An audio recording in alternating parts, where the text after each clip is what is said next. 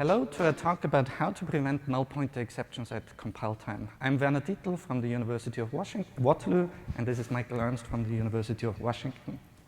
How many of you have written a program that caused a null pointer exception?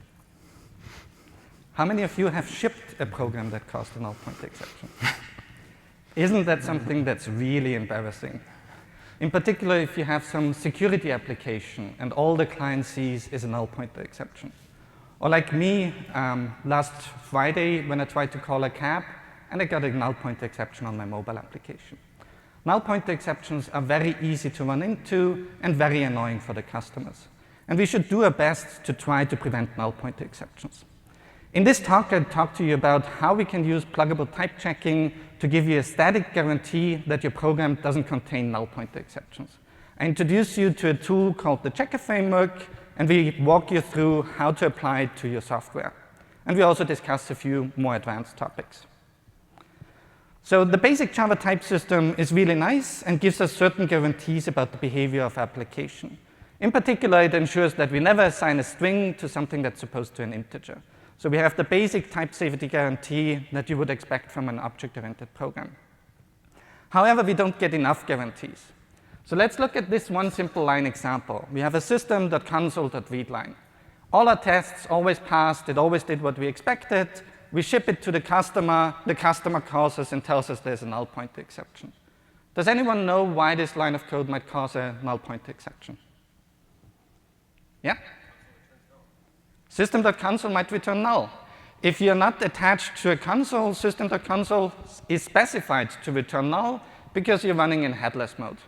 All of your unit tests, you always ran it from the command line, you always had a console attached, and in your implementation, you just never bothered to check whether you're actually attached to a console.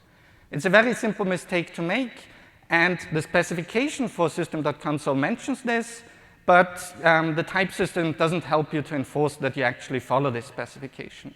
So what we'll talk to you about is how to specify this behavior and how to enforce it at compile time. So the first type system for this is, the goal for this is how to dereference, how to ensure that you don't have null pointer dereferences.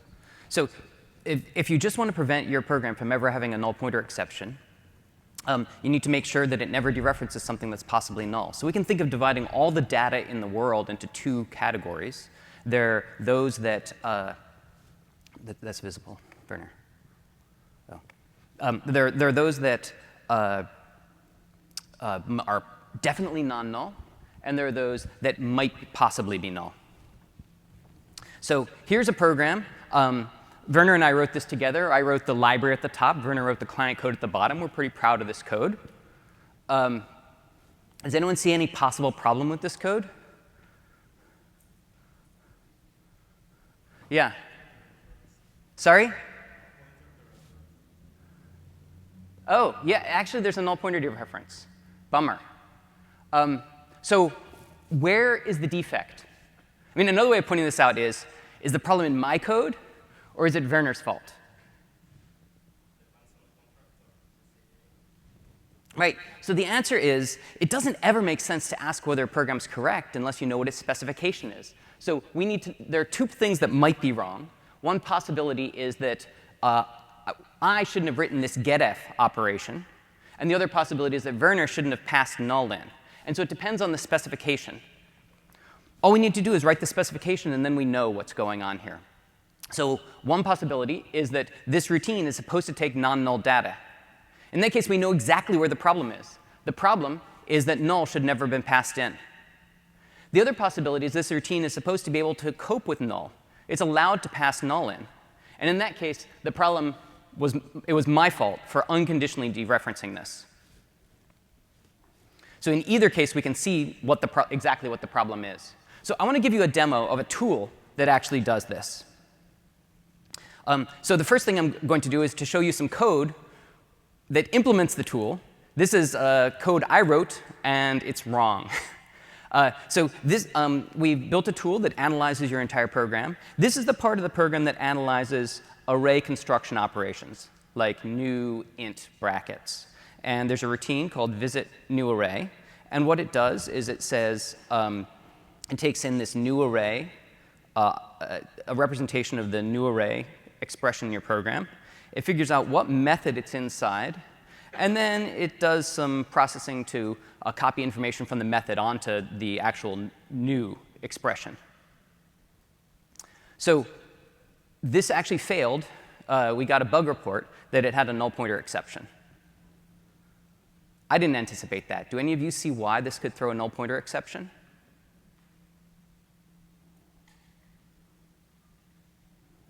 Let's run the type checker and see whether it can tell us where the null pointer exception is. So what this is doing is it's analyzing the entire program to tell which values are null, possibly null, and which are not. So what the error down here says is that it found a possibly null element, and it expected a non-null element. And that's right here. In other words, enclosing symbol can return null. It turns out that new int brackets doesn't have to appear in a method. It could be in a field initializer, or it could be in a static initializer. And we had overlooked that. So here's the fix that we put in. If it's not in a method, then there's nothing to be done. And otherwise, we just do the rest of the processing. So the type checker is going to verify that this is correct. And in fact, one thing that's interesting is I didn't change the faulty line of code at all. The faulty line was right here. This expected to get non-null. But the system is able to tell that because we've done this check, it's going to be non-null here. This is cool. We found a bug, but we also have a proof that there's no more null pointer exceptions anywhere in this code. And that's a really powerful thing to know. I wish we'd had our tool when we were writing our tool. Let me show you another example. This one's this is a JUnit test. And this JUnit test is testing whether the null reference is equal to this 4-character string. Are those two things equal? Definitely not. Let's see, and the test says it expects an assertion error because those two things are not the same. Let's actually just run this JUnit test. I'm using JUnit 4.3 to run this test. And what we got was a null pointer exception inside JUnit. JUnit crashed while it was trying to run this test. So let's try to figure out what happened there. This is actually the source code of JUnit 4.3. And we're going to run our checker on this to see where that null pointer exception could be happening. So here's the first error that the type checker points out. It says that expected, right here, might be null. Now, if you look at the rest of the program, it's clear that they really intended this to be non-null. And everywhere that a value was passed, it was passed as non-null. So we'll write that down. The type checker will check it. Let's look at another line of code. Here, actually, let me go back to this, pull the error back up. Here, it says 01 might possibly be null. So the code here is looking at an array and comparing each element of the array. So you have an expected array and an actual array. And 01 is an element from the expected array. 02 is an element from the actual array. And the first thing that might happen is maybe they're both themselves arrays, and you need to recurse. But before you check whether those are arrays themselves, you should check whether they're null themselves, because this would throw a null pointer exception. So the fix is to first test whether they equal, then test if either one is null, and otherwise to fall through to do all this other work. And here is a final error in JUnit, and this is the one that we actually ran across. JUnit was trying to print its results when it fell over. So this is the format routine. It takes a message and an expected object and an actual object. It's going to tell you these two things are not the same. So one of the things that it does is it very handily tells you the class of each one, because two things might print the same, but not be the same. That's a great thing to tell, unless those things are null. So the fix is to not print the class unless the value is non-null. So if we rerun the type checker after making all these fixes, then the type checker verifies that there's no more problem in JUnit, that we fixed all the possible null pointer exceptions in JUnit. So let's go back to our test and run that. This is the first piece of code that I showed you. And now the tests pass. So what we saw here was that this tool can detect errors in your code. It can guarantee the absence of errors. And we also saw that after you do a test, it adjusts its estimate. So it's actually more clever than just simple pattern matching. Any questions about this so far? Everybody's good? OK, great. Cool. So what we saw is an application of so-called pluggable type checking. We have the underlying Java programming language that gives us the standard guarantees that we would expect. And we add additional guarantees to that. We add this nullness checker that enforces that you never dereference null pointers. So we designed a type system that implements this property. And you have to annotate your source code, add a few nullness annotations, specify what your expected behavior is.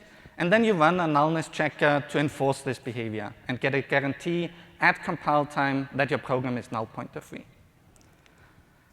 How does type checking work? Usually you get your source code, you run the compiler might give you error messages. You have to fix these error messages in one of two ways. Either you have to add annotations to make the compiler happy, or you fix bugs in your program. Hopefully there are more bugs to fix than just annotations to make the compiler happy. Once the compiler is happy, you get your executable, which you can run, but you might run into runtime exceptions. You might get null pointer exceptions. An optional type system adds an additional loop where once the underlying type system is happy, we run this additional checker that makes sure that you never dereference a null pointer.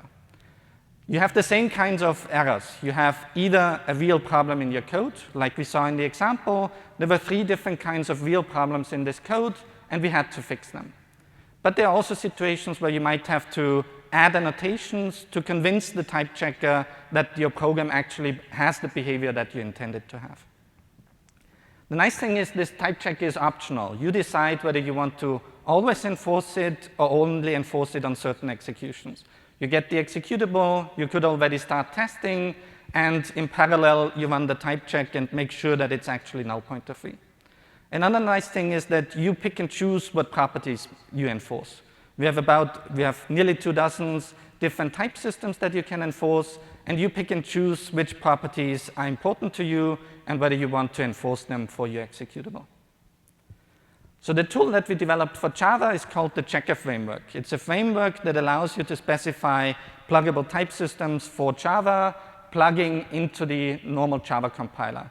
It's an annotation processor, so from the command line, you just call javac with -processor, and any tool that knows how to pass javac compiler messages can pass the checker framework compiler messages. So in particular, we also provide plugins for Eclipse, IntelliJ, and NetBeans that make it very easy to run these type checkers. You just press a button, and you get the error messages in your code. If you have any other IDE, you just integrate it as an annotation processor, and you get the output in your IDE. We provide instructions for how to run the tool as part of your build system. We have instructions for Ant, Maven, and Gradle. Any other build system, you just integrate it as an annotation processor. Finally, we have a live demo website where we have a web interface where you can enter small examples, and we run the type checker in the background. So you can play around and get a feeling for what properties we enforce. If you have a tricky nullness situation, you can just plug it in and see whether we detect that nullness problem. And we also have a bunch of other type systems. Most of the type systems from the checker framework are also available on this website.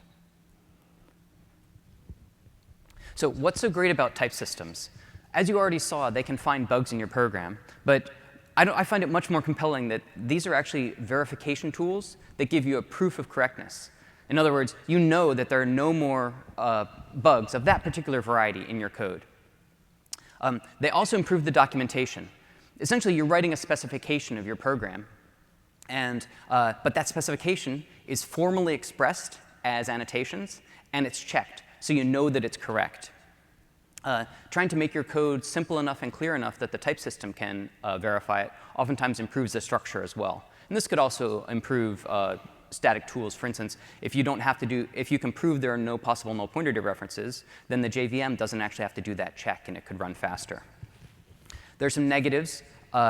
You have to write the nullness annotations like non-null or nullable, though we have type inference tools that'll do that for you. And there can be false positives where it says, I can't prove that this value is definitely non-null, but maybe you can for some subtle and tricky reason. So type checking is a really attractive approach to this as opposed to other possible approaches because every programmer knows how to use it. Every programmer is familiar with it, and it runs as part of your compiler. That means that it can run on one routine at a time. You don't have to do a whole program analysis. And you can also annotate as part of your program. The nullness checking that we're going to talk about today is actually the most verbose of any of the type systems we've built. We're seeing about one annotation per 75 lines of code. For other type systems we won't be talking about today, the overhead is much, much lower. But 1 per 75 lines of code is still much less than the number of changes, for instance, for Java generics. There are relatively few false positives, though we'll be showing you some of those later on. And in a class, we divided up the students into halves and gave half of them this tool and half not. And then at the end, we gave them all the tool, and they all said they wished they'd had it for the entire time. This tool is being used here in Silicon Valley at startups and at big established companies, on Wall Street, other places that people care about getting their code free of null pointer exceptions. There are a lot of other choices you might make. We ran an experiment in 2008 where we compared the checker framework to find bugs, JLint, and PMD. So this table shows the result. The checker framework, this is on a 4,000-line program for file system searching. The checker framework found 9 errors, though I think the more compelling number is the second column, where we know it didn't miss any. Now, it didn't just report 9 problems. It reported 13 problems. 4 of the problems it reported were actually false positives. The code was never wrong at compile time, but the annotation processor the nullness checker couldn't figure that out. And the user had to write 35 annotations overall. That's essentially the specification of the program. The other tools, none of them found a single problem. Oh, is there a question? Yes?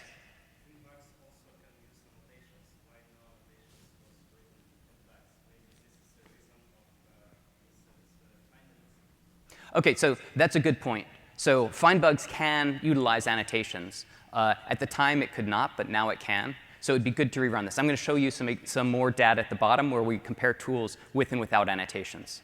But that is a good point. Find bugs has all of these tools have surely gotten better in the 9 years since. PMD didn't produce any false warnings. The others produced a few. The neat thing about these is you can just pick them up and use them right away.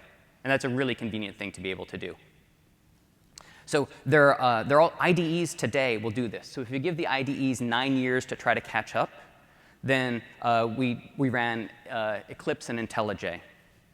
So for Eclipse, it didn't find any of these, and we had too much trouble trying to get it to use annotations. The results actually got much worse. For IntelliJ, it didn't find any if you wrote no annotations, but if you're willing to write annotations, then it does better. So we ran its automated inference tool. We had to do that multiple iterations, and finally that ended up with 925 annotations in the program.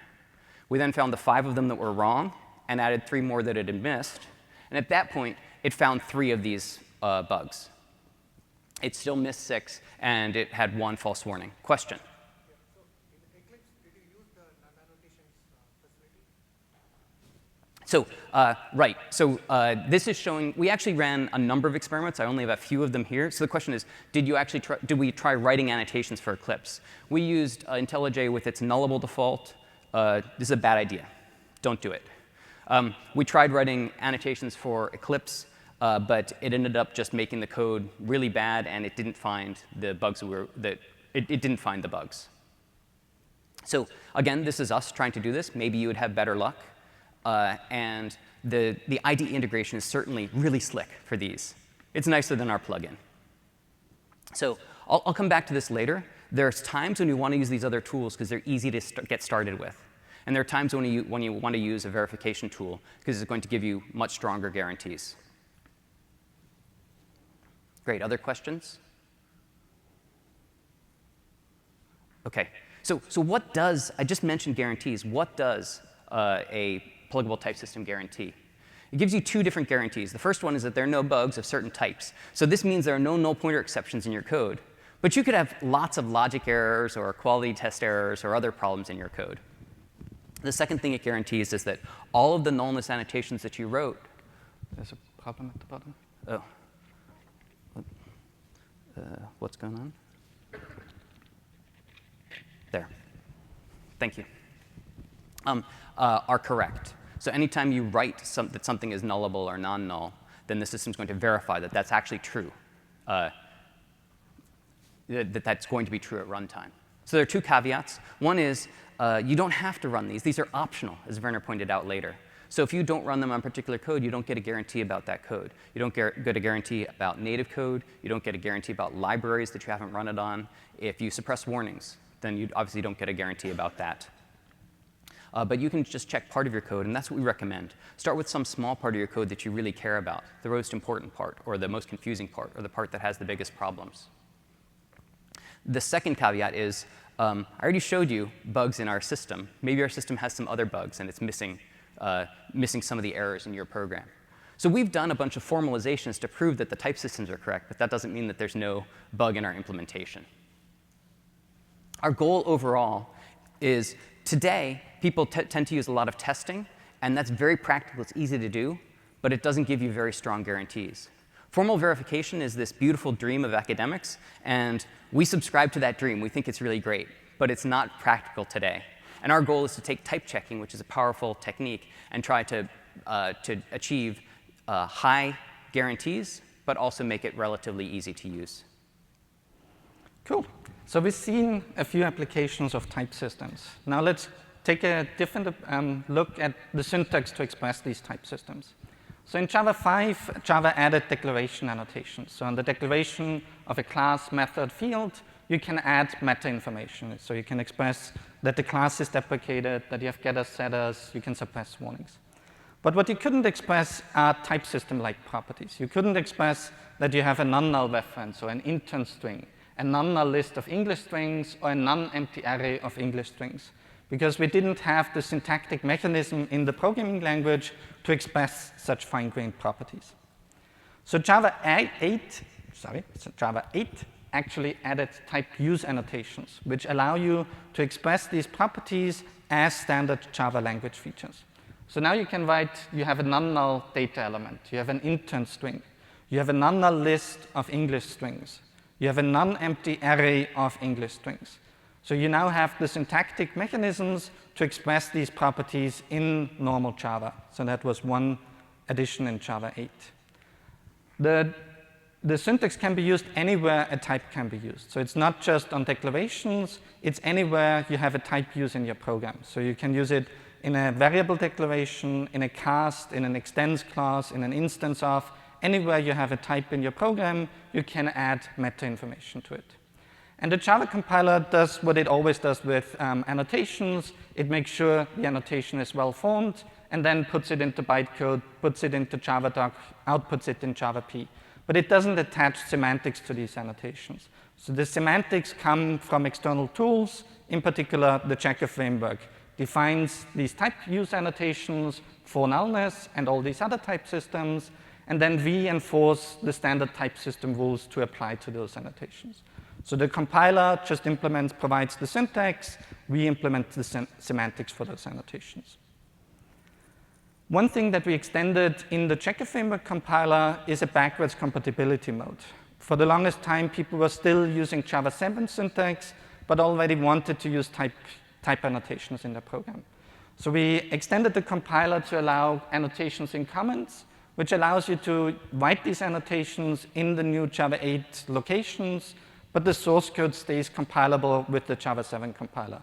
So if you're still on Java 7, you can already start using the checker framework. You just need to put the annotations in comments. And then once you commit to Java 8, you remove these comments. Another thing that we added to make the transition to the checker framework easier is we have two separate mechanisms to allow you to annotate existing libraries. We don't expect you to annotate everything in your program at once. You start with your code, and you depend on external libraries. So you need a mechanism to specify the behavior of these bytecode-only libraries, And we have stub files where you specify the behavior of these libraries, and annotated jar files where you provide only the annotation for external libraries, and you just put these jar files on your class path, and the type checker picks up the annotations out of it. So it's two simple mechanisms to provide specification for external applications. And we provide the specification for a large chunk of the JDK. In particular, we have many nullness annotations. So the specifications for most of the JDK is shipped with the checker framework. We also have a few third-party libraries, but most of our focus has been on the JDK. OK, let's actually talk about type systems a little bit, because we've been talking about how this analysis is just a type system. I want to show you what the type system is. It turns out that designing a new type system is not as scary as some people would have you believe. I showed the type system in the upper right-hand corner here. It really just has two types. Nullable is the supertype, it's the top type, and non-null is the subtype, it's the bottom type. Non-null has fewer values than nullable does. That satisfies standard object-oriented subtyping rules. The default we use is non-null. That's the opposite of Java's default. But that requires you to write fewer annotations, and it makes the dangerous case explicit. Another thing that's nice is that you write annotations on method signatures. Essentially, you write method specifications, and you don't have to write any annotations in method bodies. Those are all automatically inferred for you. We showed before that our system actually, unlike many type systems, it can give a different type to a variable on every single line of the program. So for example, if you have a call to myfield.hashcode, well, if myfield has type nullable, that's illegal. That might fail at runtime. But when you're inside a test against myfield not equal to null, the type inside the curly braces, inside the then clause, is non-null. So the type system knows to permit this particular execution. And you don't need to declare a new variable or do anything like that. Now, it turns out that this code does issue a type checking warning. And the reason for that is that method 1 might reset myfield to null. You don't know whether it does or not. So in order to, what you need to do is to, again, your job is just to write specifications. It's the same things that are already in your Java doc. You just translate them into a more concise and more easy-to-read form. In this case, we want to express that method 1 doesn't affect myfield. And the system gives you 3 different ways of expressing that. One is to say that method 1 has no side effects at all. Another one is to say that no method anywhere changes myfield from non-null back to nullable. And the other is to say that method 1 gives you a guarantee about what the value of myfield is after it's executed. Let me give you another slide about each one of these mechanisms. So for side effects, we actually let you write 3 different types of specifications. Side effect free means that it doesn't modify any externally visible state. The method is still allowed to create objects, side effect those objects. It's just that the outside world can't see those. Deterministic means if you call a routine twice with the same arguments, you get the same result back out. And pure means it's both side effect free and deterministic. And these, one caveat I should point out is that these side effect annotations are currently trusted rather than checked. Another feature that our system has is support for lazy initialization. So we have an annotation called monotonic non-null. So what that means is this variable can be non-null, and it starts as non-null. Maybe it stays, sorry, this annotation starts as null, and it might stay null for the entire program. Or it might be set to non-null at some point. But if it's ever set to non-null, it's never reset back. So you can think of this as lazy initialization. Then the purpose of this is to allow client code to check it once and then depend on it for all the rest of the method. And then the final mechanism is to being able to write, again, method specifications, pre and post conditions. You can say this method requires a particular field or expression to be non-null, or that it ensures that a particular expression or field is non-null after execution completes. Let me actually show you a demo of this.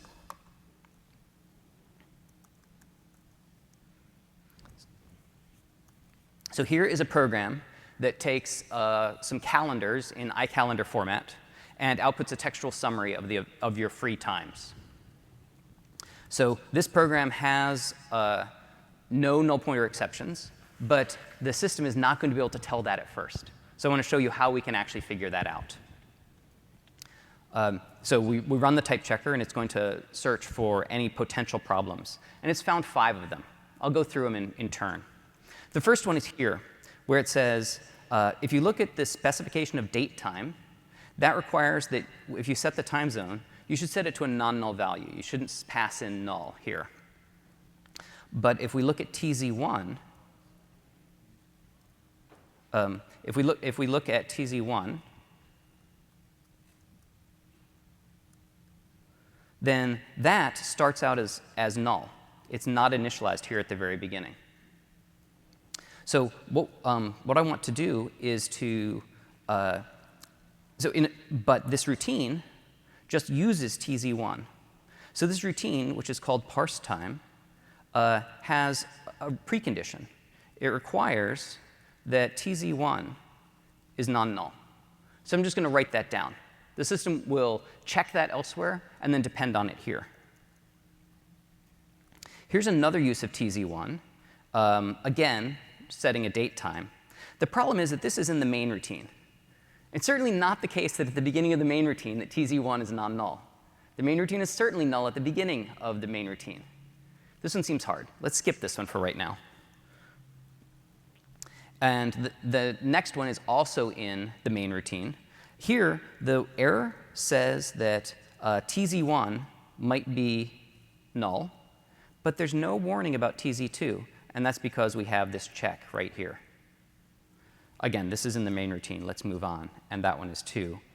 The third use is another use of TZ1, and this is in a routine called one day available, and this also has a precondition of TZ1 being non-null. Here, TZ1's a field. It's not a parameter.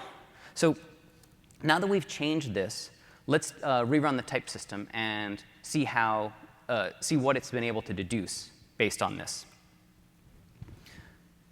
So we expect that the first and third errors should be resolved. They are, but this is a new error. This is one that didn't show up before at all. We're making a call to one day available. That's a routine we just analyzed. We just added a precondition. And this says the precondition that this about TZ1 is not satisfied. So we have even more errors in main than we had before. Let's take a look at main. Here's where TZ1 is being used. It's being used on this line where I am now. It's being used on this line. It's being used below. The only place that can possibly be setting it is process options. So let's take a look at process options. Here's the routine. And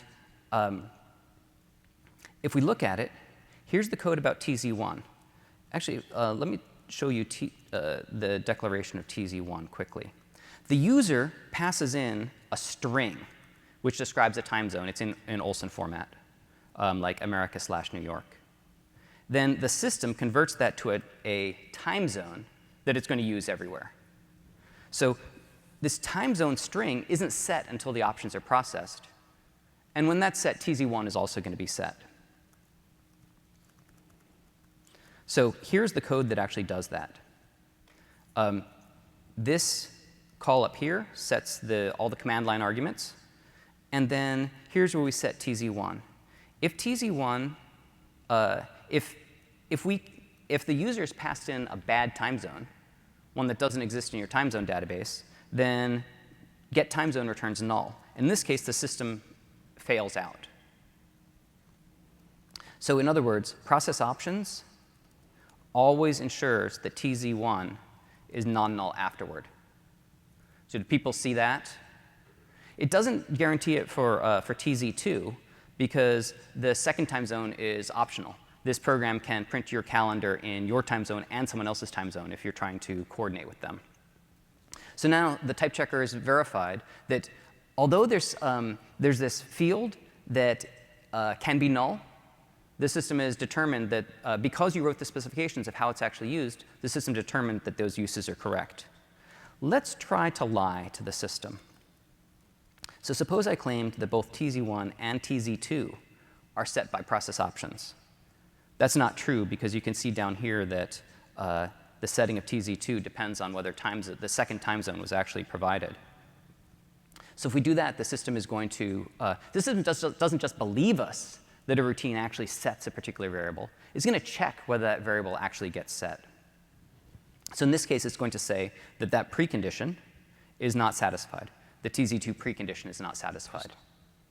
So this is a way to do more than just writing that things are null or not null, but actually writing rich preconditions that are relatively simple to understand, and they reflect what the program was doing all along. Questions about this? OK. Cool. So let's look at a few other more advanced type system features that we implemented in the Checker framework. One situation that comes up frequently is that you have a method that takes a parameter and returns some value. If the input parameter is null, it also returns null.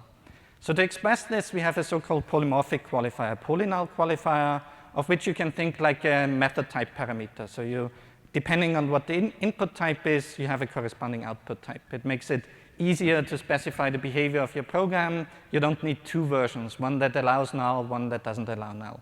So it makes it more concise to specify your program.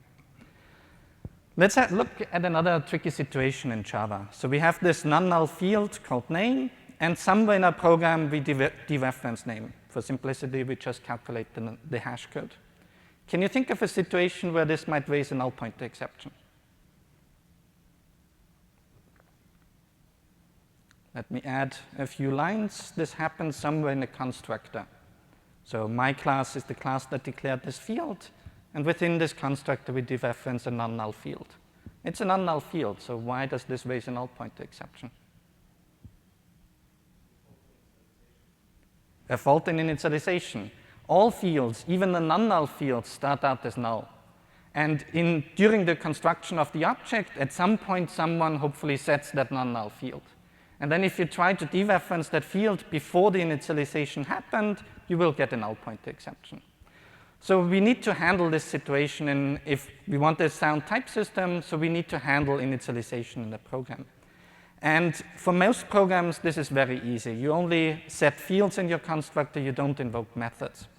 So, but we allow you to specify very fine-grained what initialization patterns you have and what methods are allowed to be called on partially initialized objects. So we have three annotations for this. The default is that you're talking about the fully initialized object. Most objects that you refer to are fully initialized. All fields have been set. Non-null really means that this field is non-null. But during construction of the object, you talk about an object that is under initialization. And under initialization is up to a particular constructor frame. So if you, in the constructor for my class, all the superconstructors already have been called, and you're currently initializing the fields for the current class. And then we have the common supertype unknown initialization, where you don't know yet whether that reference is fully initialized or not. And you use these annotations to specify methods that should be callable from the constructor, which is a common source for null pointer exceptions, where it's very tricky to keep track if the overriding method can access a particular field or not. Finally, one situation that we handle is maps and how map.get depends on the keys in your map. So here we have a map gift that maps strings to supposedly non-null integers. And somewhere in our code, we have gifts.get with a particular string, and then get the integer value. So we go to the primitive type. So the tricky thing here is we don't have a guarantee that the string Piper's piping is a valid key in this map. And the specification for map.get says if the value is not a key in the map, you get null back, even though it's specified to return non-null values. So for every map access, you need to reason about whether this particular key is actually contained in the map, and only if it is can you assume that it's non-null. So you need two properties. The value type is non-null, which are made explicit on this non-null integer, and the argument key needs to appear in the map. So we have a separate type system called the key for type system that specifies whether a value is a key in a particular map. The nice thing about it is that it's usually inferred automatically. You hardly ever write the key for annotation explicitly. Let's have a quick look at a small example. Here we have a dominators method that takes a map from some elements to a list of those elements. And we want to specify that the list contains keys back into this same map. So we specify this as saying it's a list of key for hash 1, meaning this first parameter to the method. So that's the only specification that we need. We specify what the values in this map represent. And then we can safely iterate over the map keys, where we know we iterate over the key set. So all values node are definitely contained in this map. So this access to predecessors.get node is definitely non-null. And then because of the specification, we also know that the values pred are keys in this map and can safely dereference the second value. So it's a really nice, simple type system that helps you guarantee that the values you get out of a map are actually non-null. Finally, we developed a sound type system, so you run into situations where the logic for why the property holds is too complicated for our type system to understand. So we provide many mechanisms for how to selectively suppress warnings on a very granular basis. The standard mechanism for annotation processors is suppress warnings, where you can just say, for this particular type system, suppress warnings. And you should use that on the smallest possible scope. So try introducing a new local variable on which you suppress that warning. We also provide assert statements where you can assert nullness facts that are too hard for the type checker to find automatically. And we have a chapter describing all the different mechanisms for how to use these best. Finally, we implement a few optional checks to help you get rid of defensive programming. If you know that a particular value is non-null, there's no point in you checking whether that value is null. So you already specified it, you rely on the type system enforcing that property, so we implemented a warning if you redundantly check against null values. We also provide different checks for initialization, even of primitive types, or fields of primitive types. OK, so I'm going to skip over this part in the interest of time and leaving time for questions afterward. But software failures are really important. You wouldn't be here unless you believed that it was important to get rid of null pointer exceptions. They can cost money. They can cost lives. If you think, when you're trying to think about a type system, what you usually think about is, what is the bad thing that can happen? How can I divide all the data in the world into two parts? And what operations should be legal and illegal? And that's exactly what we did when we were designing the nullness checker. We thought, what are the runtime exceptions we want to prevent? Null pointer exceptions. What properties should always hold? That if you have a non-null reference, that should always be non-null. And then you should only dereference non-null references. We have a lot of other type systems that work in exactly the same way. And you can check out the Checker Framework manual to see all of those. Some of those are about null dereferences, equality, concurrency, different types of string representation, security. And you can always write your own, too. I want to leave you with some tips for how to use this. The first thing is start small. Start by type checking only a small part of your code. Figure out the part of your code that you're really worried about, where the most bugs are, where your understanding is worst. And only type check properties that you care about. We may ship 20 different type checkers, but that doesn't mean you should use them all. You should just use one. Pluggable type checking is awesome because it makes the Java type system better. But if your property can be satisfied by the regular Java type system and the regular Java compiler, you should definitely use that. You shouldn't start putting type qualifiers in your code. The most important thing that's come up is you should think about writing the specification. Once you have the specification, then you can better understand your code, and you can verify that specification. So really think of this as a specification. Think of it as what the program is supposed to do, and the tool as proving that's correct. And try to write good code. Don't just randomly suppress warnings, and avoid raw types like list. You should always use parameterized types like list of string. Because if you're not willing to get the standard Java 5 type system right, then you shouldn't be using pluggable type systems at all. So I want to contrast verification to bug finding. So in verification, the goal is to prove that no bug exists. And in bug finding, the goal is to find a few bugs, but at very low cost to the programmer. In verification, the user has to write the specification. That's all these @ signs, the annotations. In bug finding, the tool guesses what your code is probably supposed to do.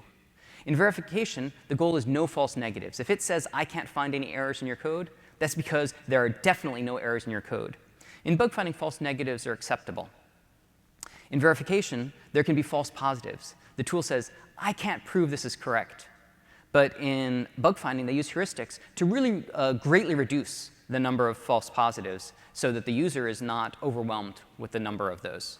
So the downside of verification is you have this user burden of writing down the specification. And the downside of bug finding is that you're going to miss a few bugs. So these are highly complementary techniques. You shouldn't always use one, and you shouldn't always use the other. Maybe you'll use verification on a small part of your program, and then use a bug finding tool on all the rest. Or use verification for one particular property and use bug finding for all the other properties. I think you should be thoughtful about which to do and use the one that's best for your situation. So the Checker framework is an open source project. You can find the code here on GitHub. We release every month. 75 people have committed to the code base. We close 4 or 5 issues a week. And if you write to us, we'll write back to you. So what I want to leave you with is the notion that pluggable type checking is one particular verification tool that might be good for you because it prevents null pointer exceptions. And it doesn't just find bugs. It gives you a guarantee that they're not there. Because it's built on a type system, it's easy to use. And it fits into your, it's scalable. It fits into your development environment already. There are other things you can do. We've really focused on null pointer exceptions today. So what I want you to do is to get started making your code better. Check out our tool. So thanks very much, and we'd be delighted to take questions as well if you have some more. There are microphones in the middle if you want to come up. Or we can repeat the question, either way. Yeah, question. So basically, a lot of the null pointers you can avoid when you use optionals. You can like examples of how do you combine checker framework with the use of optionals? OK, so that's a great question. So the question is, what about the optional type? Doesn't that solve all of our null pointer problems? So the optional type is useful in some contexts, and I think it's really great in the stream interface. And I think it's not very useful in most other locations. It is more wordy, is verbose. It's a little bit less efficient. That's not important. But the fundamental problem is knowing whether the data is there or not. And if you have a nullable reference, you don't know whether the data is there or not. And if you have an optional, you don't know whether the data is there or not. So that means you have to remember that you should not be dereferencing a null, and you should not be calling get on an optional. So there, actually, Brian Getz has a talk at 2:30 today. I recommend you go see it. It's pretty good. It's about the optional type. And he gives 7 rules for how to use it because it's so error-prone. I think it would be great for us to build a type system to ensure that you don't make any of those 7 mistakes while you're using optional. We don't have that in the Checker framework. If you want to work with us on building that, we'd be delighted to. And that will help people to actually solve the underlying problem instead of just transforming a null pointer exception into an element not available exception. Great question. Yes? The annotations that you use as hints to the type checker, are they specific to the checker framework, or do you use the JavaX annotation? So we provide our own, so the question is whether we have our own annotations or use other annotations. So we have both. So we have the Checker framework specific annotations, and we have aliases to, I think, 7 different nullness annotations. The 305 annotations, the Android annotations, the Eclipse annotations. We treat all of them with our semantics, but if you already annotated your code with one of those, we just read them. So if I want to use your annotations, I have compile time dependency on them, and so this makes it important which concrete license you have for your open source framework. Great question. So the question is, if you use our annotations, there's a compile time dependence on them, and what's the license? So the license for all the annotations is the MIT license. You can do anything you want. The license for our tool itself is a GPL because it's built on top of Java-C, which is GPL'd. So there's no infection of any of your code when you use our tool. Question? Are you able to infer relations like if field A is null, then field B can't be null, and vice versa if it is encoded? OK, so this is a great question. So the question is, how rich is your type system? For instance, can you express if field A is null, then field B. If field A is non-null, then field B is non-null. Or the opposite, maybe if field A is null, then field B is non-null. Not to express by specification, but to infer automatically as it is bus sensitive. OK, so the question, you sharpened your question there, thank you, saying you don't want to write those things down. You just want to infer that they're true. So everything that we ever infer, you can also write down if you want. So there's not really a distinction between those. The answer is that particular property is not one that we can express. There's an infinite number of crazy properties that you could express. What we have done is we've taken ones that come up in real code, and we've made sure that our tool handles that. And so if you have real-world code that has that, come and talk with us. Maybe we can find a way to actually annotate it using our current system, or maybe we'll open an issue and work with you to support that as well. There's a limit. I mean, every tool has some limitations, and you're going to hit the edge of ours at some point with some of your code.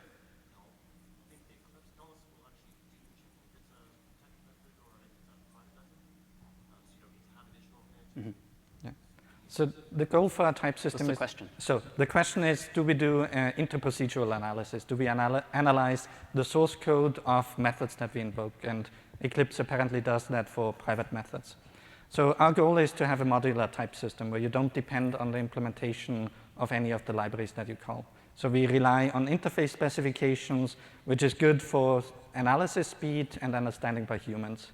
So having these explicit pre- and post conditions just makes sure what the contract is and doesn't just depend on an implementation artifact. So you probably could do something like that for private methods, but you just have the disadvantage that you depend on an implementation artifact instead of making it explicit as the contract for this method. So currently, for a method in the same class or in any other class, the programmer is expected to have written the specification on the signature. Good. I think we're out of time, but thanks very much for these great questions. We're around. Come up and ask us questions, or try our tool and send us some mail. Thanks again. Thank you.